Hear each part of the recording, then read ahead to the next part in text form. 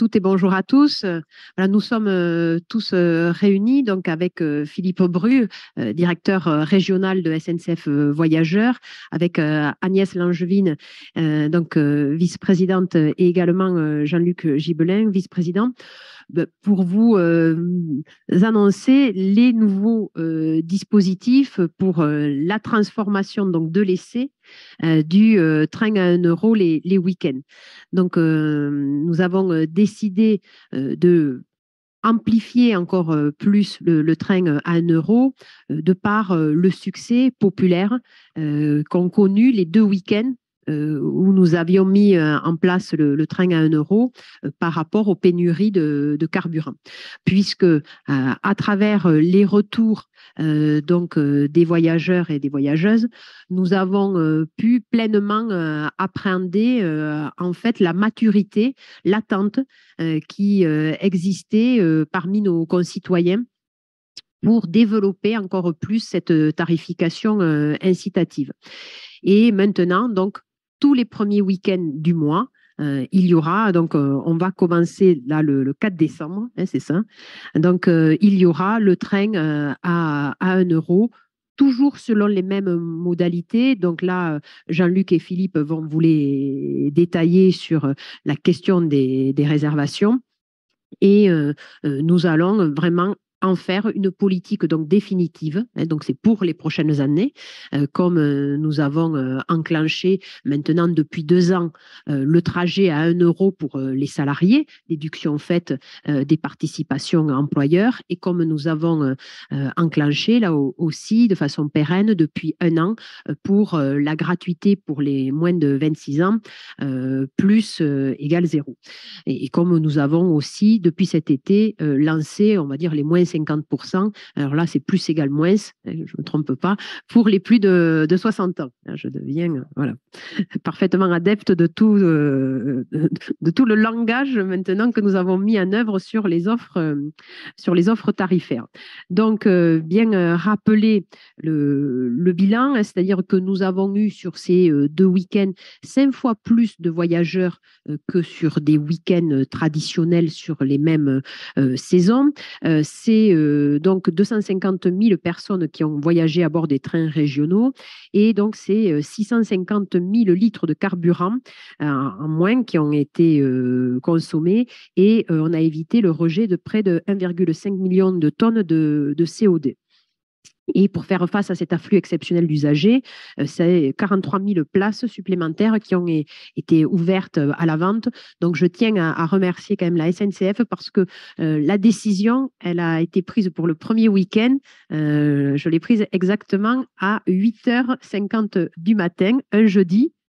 Voilà, c'était ça. Donc, voilà, précisément à 8h50. Et dès le jeudi soir, 20h, donc c'est-à-dire moins de 12 heures après, le site était ouvert. Alors, il y a eu quelques petits dysfonctionnements, mais enfin, je tiens quand même à rappeler que c'est moins de 0,3% des voyageurs qui ont dû payer un billet qui a d'ailleurs été remboursé. Hein, voilà. Donc 0,3% voilà, de marge d'erreur, sachant que j'ai donné le go le jeudi matin à 8h50 précisément, et que donc le jeudi à 20h, voilà, le pack était mis en œuvre.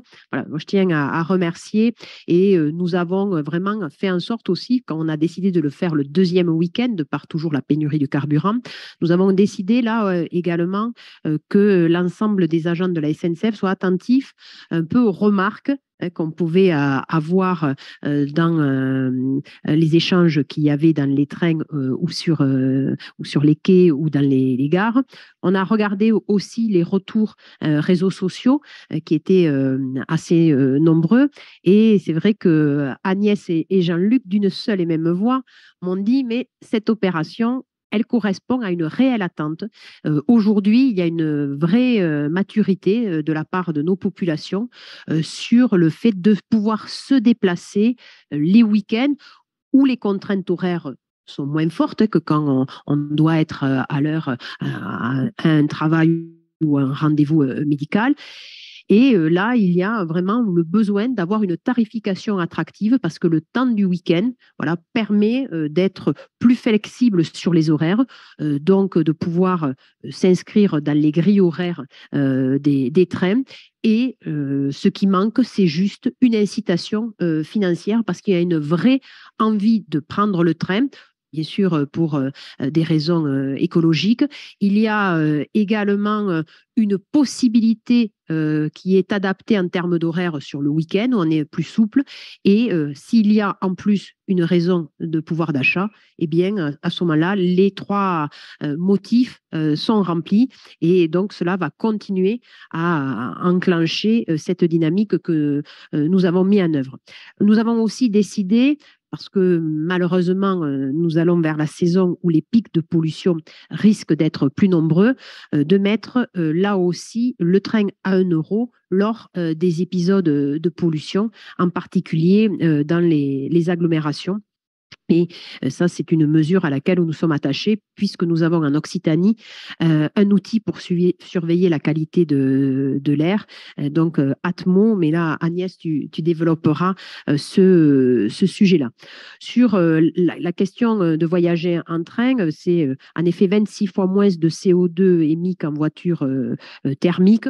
Donc, le train, je le dis toujours, nous le disons très souvent, c'est le moyen qui est le moins polluant, qui est le plus sûr et qui est également le moins cher, puisque le train le moins cher de France, ce n'est pas moi qui le dis, c'est la SNCF, et même les organismes indépendants, j'ai vu une étude ce matin, nous ont classé comme en effet la première région avec la tarification la plus faible en France.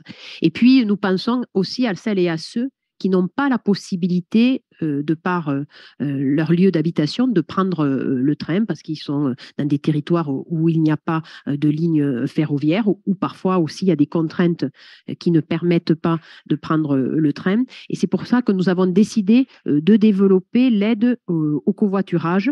Donc, nous avons créé un partenariat avec les sites donc Mobicop, Caros, Atchoum, Klaxit et Blablacar Delhi. Et là, la région donne une aide financière donc aux passagers, pour que le coût résiduel soit le plus faible possible. Et également, on fait en sorte que le conducteur, cela ne lui coûte pas plus de 2 €. Mais là aussi, tu vas le développer, Jean-Luc, sur les modalités. Et je rappelle également que nous avons mis en place toute une aide à la mobilité électrique, c'est-à-dire le vélo électrique en Occitanie, c'est 200 € et qui se cumule avec les autres aides de l'État ou des collectivités. Et par exemple, ici, sur la métropole de Montpellier, avec l'aide du conseil départemental, le nôtre et celui de l'État, c'est plus de 1 000 € pour pouvoir acheter un vélo électrique. Ça veut dire que là, on est clairement dans une incitation qui est très efficace. Rappelez aussi que sur la voiture électrique ou hybride rechargeable, nous sommes d'occasion sur une aide entre 1 000 et 2 000 €. Et pour une voiture électrique neuve, nous sommes entre 4 000 et 5 000 €. Et je rappelle, ça c'est très important, le dispositif à l'attention des artisans, puisqu'on en parle, Agnès, tu es encore intervenue hier sur la question de la ZFE à Perpignan. Avec les ZFE, il faut rappeler qu'en Occitanie, la région aide les artisans à hauteur de 3 000 €. Donc, tous les artisans d'Occitanie sont éligibles à une aide de 3 000 € pour avoir un véhicule professionnel électrique qui leur permettra de rentrer sur toutes les zones à faible émission de nos villes. Donc, je ne vais pas être plus longue. Jean-Luc, tu complètes, et puis après, Philippe également parlera sur la mobilité. Et puis, Agnès, tu concluras. Voilà.